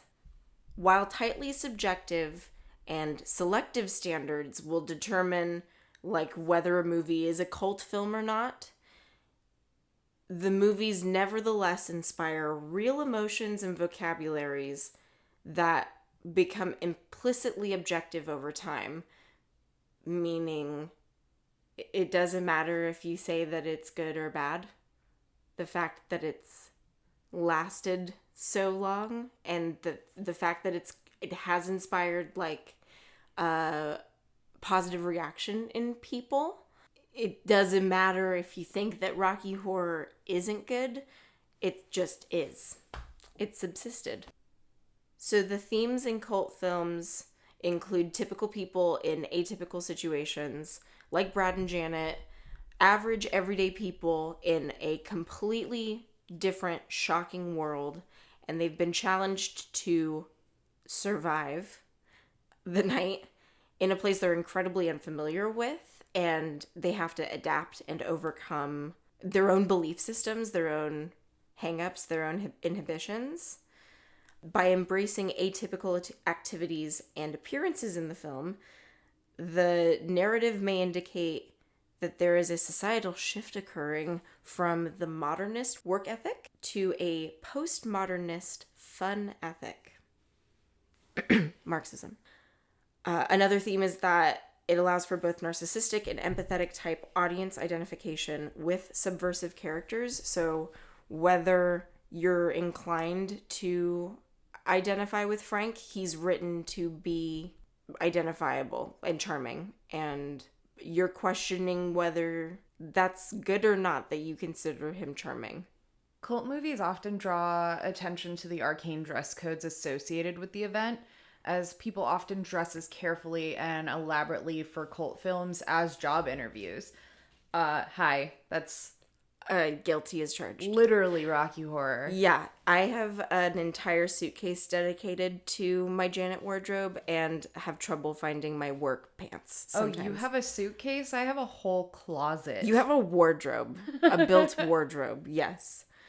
And the cult activities of dressing and acting alike while also maintaining the illusion that, like, we're punks, we're so deviant from society. Like, it's a paradox because it's no better or worse or different than, like, dressing up on Sunday to go to church, you know? Or that, like, clergy people have special wardrobes. It's no different. But then filmgoers who undress along with the film's main characters become part of the theatrical production. And at a specified time and place, filmgoers have escaped their day-to-day activities by merging with the film, ultimately identifying with subversive characters on a most base level. Cult films will also question traditional authority figures. They'll challenge rituals like birthday parties, family meals, courtship, all things that are typically deconstructed, all things that are explored in Rocky Horror. And in that way, traditional hierarchies are ignored or abolished, and conventional rituals are transformed, while what was perceived as deviant is like legitimized, because we see these people, we see Frank and Riff and Magenta, and we're able to say, oh, well, they're aliens. That's why it's okay. Like, we legitimize it. Cannibalism, the orgy in the pool. Cult films will reflect societal strains, and as a post-Watergate, post-Vietnam society emerging from the 1960s, the U.S. was contending with a cultural upheaval that was redefining sexual practices and at the same time undermining trust in institutions like the government. I mean, it wasn't only the US in the 1960s. Literally, people refer to the 60s all the time. And I recently was listening to an episode of Wine and Crime. Hi, hello, I love them. But it was an episode called It Was the 60s, where they talked about crimes that happened during the 60s. Gosh. And they gave kind of a rundown. Part of their show is to give a background about their topic. And usually the term the 60s goes from about 1964 to about 1973. So when people are referencing the 60s, it usually goes a lot farther than actually the end of the 60s. The summer of 69. Yeah, it definitely goes farther than that. So if you think about it, talking about the 60s could be all the way up until Rocky Horror's inception. It was started to be staged in 1974 and was made into a film and released in 1975. A lot of these crazy things that were happening during, quote, the 60s were happening until right when this was being written. We're coming out of a long, long, long period of civil unrest, and this film greatly reflects all of this upheaval and confusion and all of the things that people had no idea what was happening anymore. No, yeah, these cult films that we keep, like Pink Flamingos and Female Trouble and Rocky Horror and Hedwig and the Angry Hedwig, Inch. yes, they concern themes of alienation and also sexuality and sexual identity, where sexuality or liberated eroticism, as opposed to just like coming out. It's not a story of these people finding out and identifying that they are or are not gay. It's more like they're just free love, and why even talk about it? Like, why aren't we just like liberating ourselves and doing what, like Frank says, giving yourself over to absolute pleasure?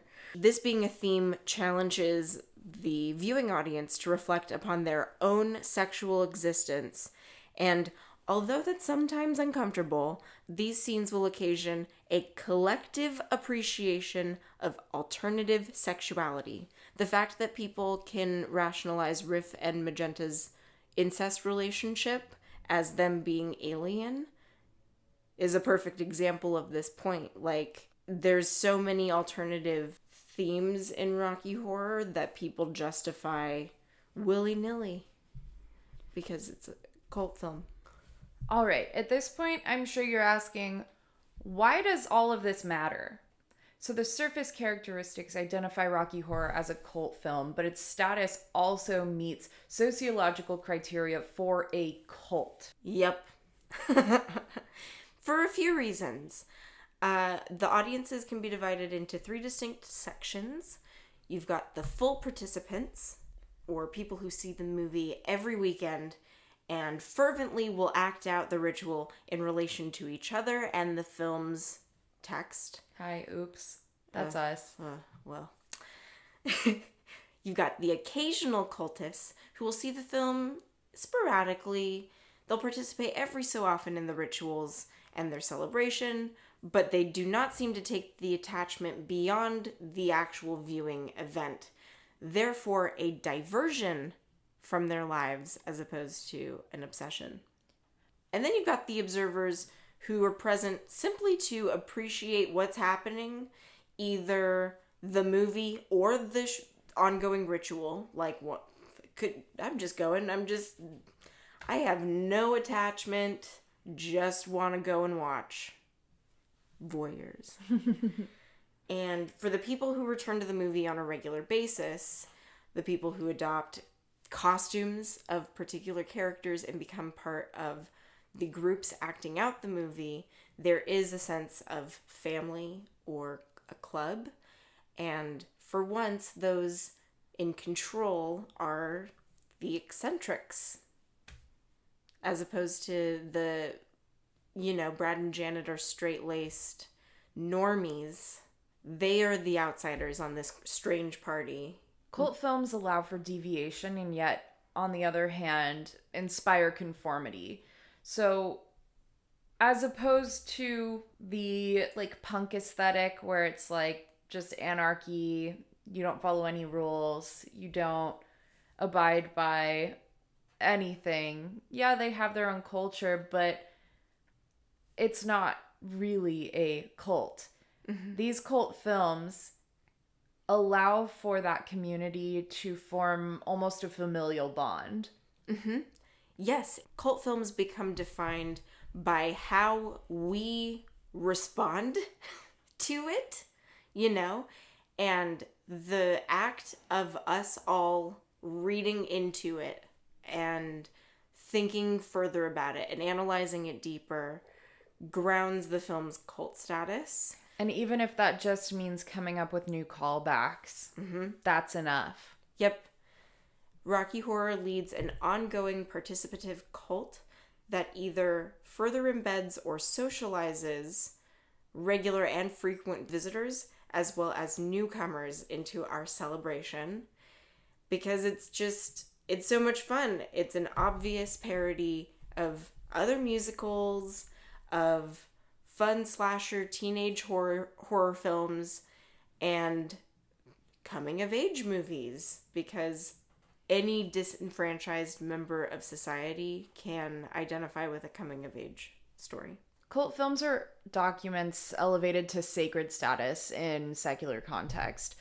So secular cults revel in their play, but also embrace that document's resolute criticism. They're often playful groups with serious purpose who debunk and revere simultaneously. And I feel like breaking that down, it sounds exactly like what we do. We make fun of the film, and yet we worship it. Yes, absolutely.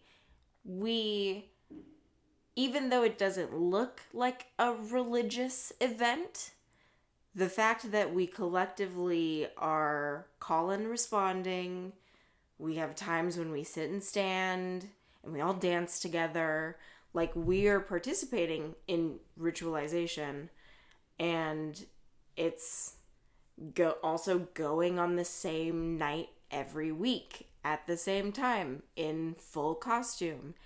And people who've never felt like they belong, it's so inspiring to see someone like Frank-N-Furter be the leader of this castle, of this mini society, and he's unapologetically confident and incredibly sexually ambiguous.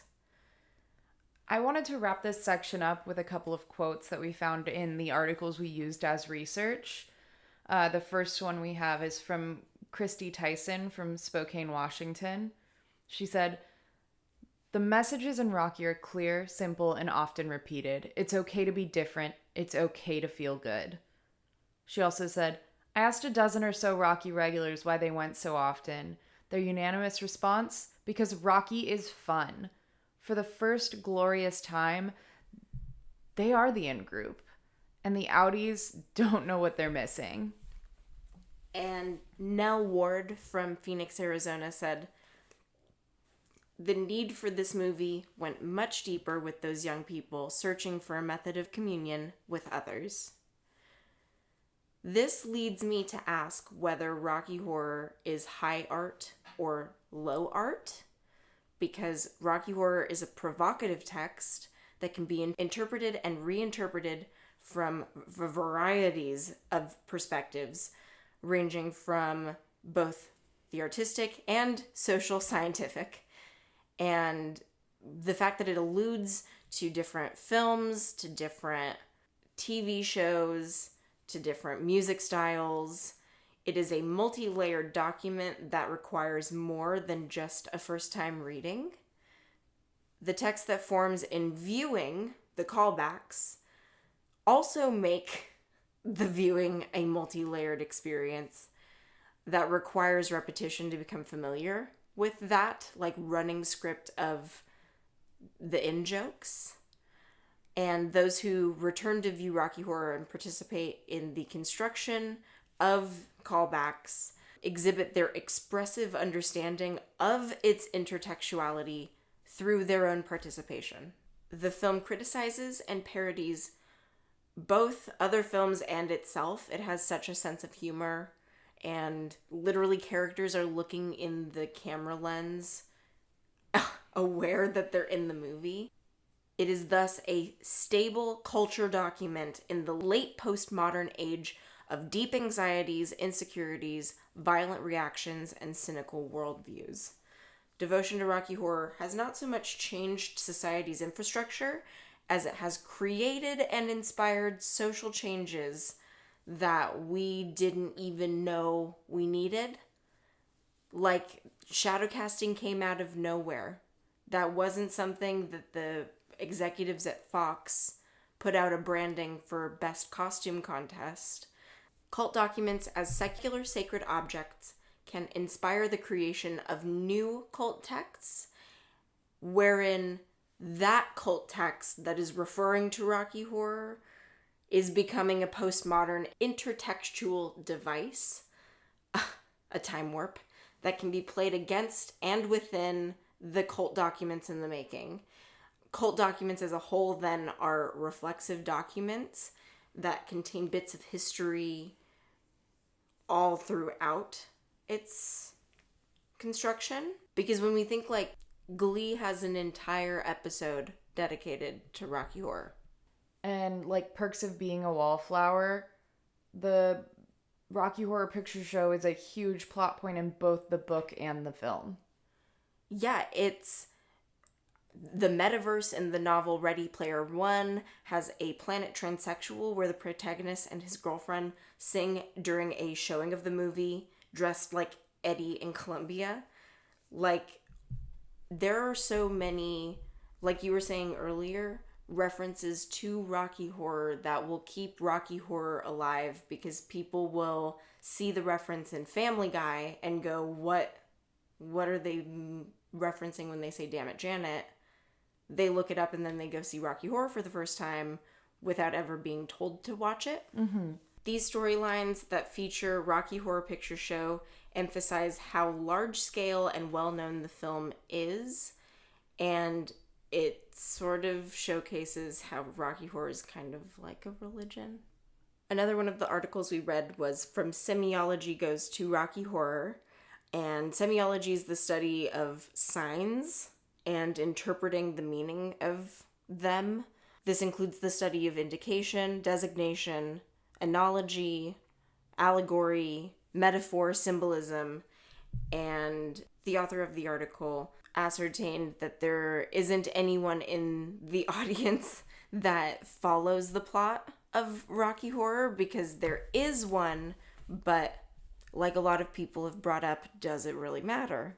The author was a teacher that was going to see Rocky Horror and is talking about how they would ask their students in their class to interpret the lyrics to the rock songs that were coming out at the time.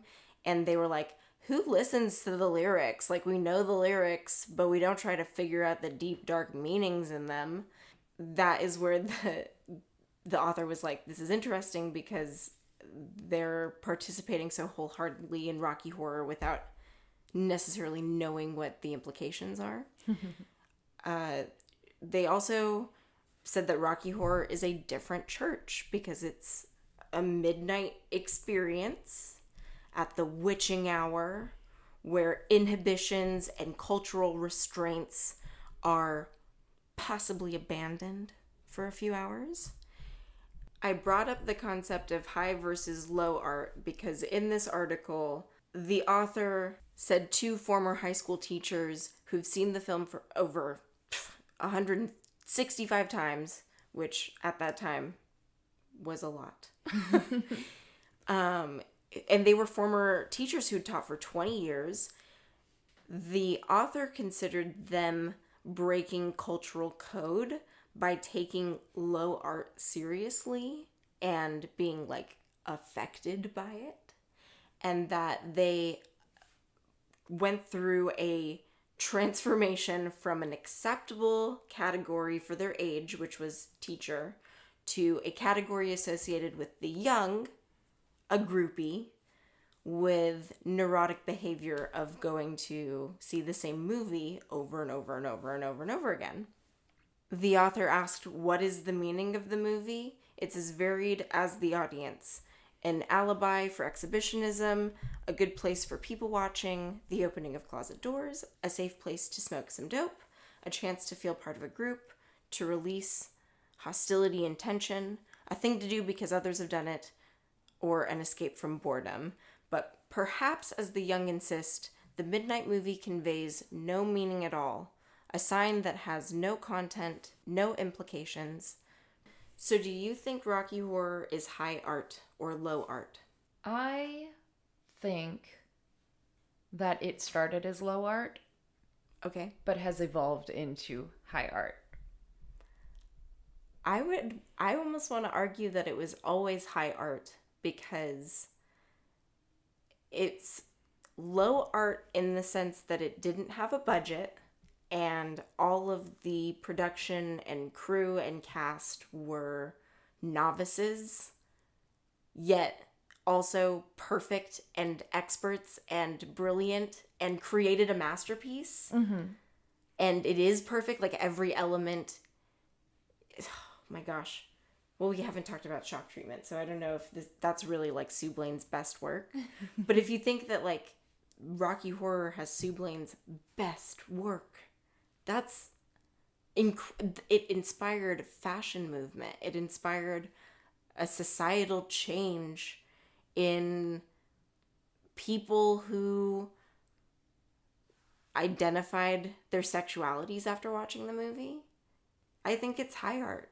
I don't want to call it low art anymore. Hey, I said it used to be.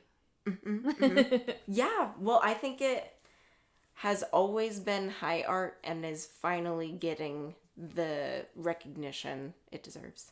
So why we've been talking about whether or not Rocky Horror is a cult is that I think it's important to determine whether or not we're cinephiles or cultists. A cinephile is a person who's fond of motion pictures, and cinephilia is the term used to refer to the passionate interest in films, film theory, and film criticism. Could also be called a movie buff. For a cinephile, a movie is not just a form of entertainment. We like to look at it from a more critical point of view. Film clubs have been a thing since the silent film era. They became more popular during the French New Wave.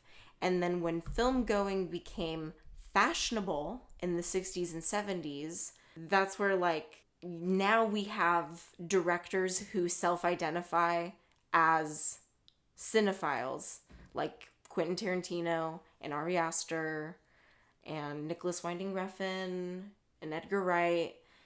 Plus, millions of blogs, podcasts, social networking groups and pages, video streaming services, all of people who identify with cinephilia, and in that way, it makes me comfortable in saying my love, dedication, appreciation, and true obsession with the Rocky Horror Picture Show makes me a cinephile and not a cultist. I would agree. It just can't get dark, okay? Guys, don't let it get dark. We gotta keep it light. We gotta keep it fun. No drinking Kool-Aid. Do you think this is the best movie ever made? I feel like I'm biased in answering this question. Because, like I said earlier, it's the group that worked together was Kismet, clandestine. All of the puzzle pieces fit together. They had all contributed ideas that they'd been thinking about for years. Oh my gosh, we work on projects that are 6 months long to a year long, but working on a film after working on the stage production, they had so many ideas that Like, Jim Sharman and Brian Thompson made script alterations after the script was greenlit at Fox because they had production design ideas that they felt were pertinent to the narrative of the story. I also think that the songs move the plot along in a way that is just, oh my gosh, it's so fun to just watch the sequence unfold. And you can either watch critically and have a really good time, or you can mentally check out and have a really good time.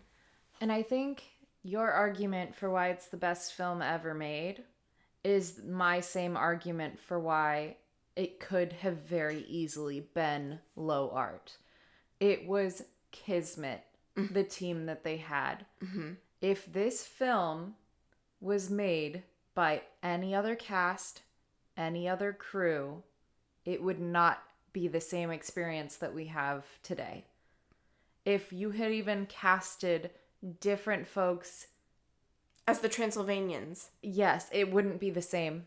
No. If you didn't have Richard Hartley doing the arrangements, oh my gosh, it wouldn't be the same. No, absolutely not. And all of the decisions were very intentionally made.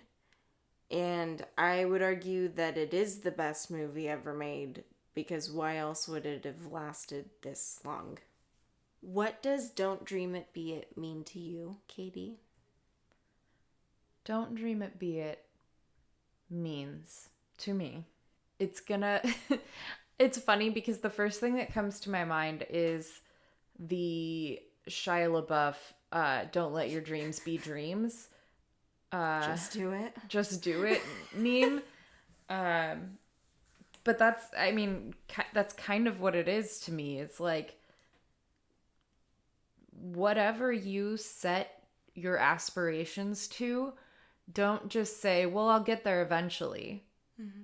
Work your way towards that and make that an actuality for yourself. What does it mean to you? It means if you want to join a Shadowcast, do it. But no, like, yeah, if there is something that would make you happy, only you know that. And only you know that it's a dream. But hey, what is reality? You can make your dreams a reality. And making this podcast has been a dream of mine for a while. And it has been such a joy to bring it to realization and to I'm telling you guys, if you're working on a projects are so fulfilling when you make tasks for yourself and you make your dreams become a reality. I wanted to give a special thank you to all of our references from this episode that we listed at the top. I also wanted to thank our inspirations for our pod. I have to give credit to Bachelor Fan Take, my favorite YouTube channel, because he talks about tinfoil hats, and The Bachelor is my favorite show because Bachelor Fan Take on YouTube is actually my favorite show. I have to shout out Page 7, Wine and Crime, Wizard and the Bruiser, Last Podcast on the Left, pretty much the whole Last Podcast Network, My Favorite Murder. Absolutely. All of the shows where it's people just talking about the things that they're passionate about. I have to again thank Susan with The Shining 237, because without that podcast, my life would be very different. And I want to thank all of our other bonus episode guests, Jim O'Kane, Austin and Abby from Sins of the Flesh LA at the Newark Theater in Santa Monica, California. We've got Zach, our podcast best friend from Smark and Friends, Dan from Sure Jan. We've got John Fenn from Hedwig Inch by Angry Inch, the Hedwig Movie by Minute podcast. Audrey and Emily from Midnight Insanity at the Art Theater in Long Beach. Trevor from Ghost Party Pics and the Frida Cinema, Peaches Christ, Mark Jabara from OzRockyHorror.com, Walter and Ricky from Chaos at the Frida Cinema in Santa Ana, California, Mark and John, the Two Old Queens, and a future thank you to all of our bonus episode guests to come. We already have a couple in the pipeline that we can't wait for you guys to hear. And we want to thank you guys. I want to thank you guys so much. So much. This has been a dream come true, honestly. I love that anyone that it's resonated with anybody, and it's been an absolute joy. An absolute joy to talk about Rocky Horror with you guys. And a very special final thank you to our partners. Thank you, Jacinda, for putting up with all of my nonsense and listening to the audio clips of me and Haley repeating the same sentences over and over while I edit this podcast. And thank you, Adam, who is the nicest person ever and will let me get all of my thoughts out of my head and be a sounding board and gives me so much good intuition and guidance. And I just appreciate you so much. And I appreciate both of you guys for letting us do this project in our homes. I'm sorry. And I'm sorry for taking over our spaces for so long. But thank you. I'm so excited for the next season. So there's more to come, but we had something very important that we needed to resolve. Katie, what does Rocky Horror mean? Rocky Horror means family. I moved away from my hometown when I was 18 years old, and I didn't have a lot of friends. I found a community that made me feel happy and safe and comfortable, and they introduced me to the Rocky Horror Picture Show as a shadow cast. I have now been friends with those people for over 10 years, and I wouldn't be the same person without them. I would be completely lost. So Rocky Horror is the family that you choose for yourself. Haley, what does Rocky Horror mean? I would like to appreciate the more absurd than the nihilistic elements of the movie. I think it's a lot about I think it says a lot about the conflict between humans' tendency to seek meaning in life and then also feeling purposeless or meaningless in a chaotic universe. But I think Rocky Horror means whatever you assign to it, you just gotta watch it right now. If you haven't seen it right now, can you come over and watch it? Because I want to watch it with you because it's my favorite movie and means so much to me that I tried to put it in so many words and had other people try to put it into words for me and still have trouble putting it into words. With that being said, folks, please support us on our Patreon so we can keep creating content like this. We will be doing our series on our science fiction double features. We will be putting out our character deep dive episodes, including choose your own adventures for each character. And we really, really, really would love for you guys to join us on our second season, analyzing shock treatment and doing what we love to do best, which is strapping each other to our chairs with tinfoil. We love you guys so much. Yes, love you so much. Please connect with us on Instagram at Time Warp Radio. On Facebook, Time Warp Radio Podcast. On Twitter, Time Warp Rad Pod. And you can send us an email at timewarpradiopod@gmail.com. I promise we'll still check that email address. Heck yeah, and we're excited for what's next, and we hope you guys are too. So until then, on Wednesdays we watch Rocky. Bye. Bye. Please don't forget to rate, review, and subscribe. It really helps us out, and we appreciate all your feedback. We'll see you next time.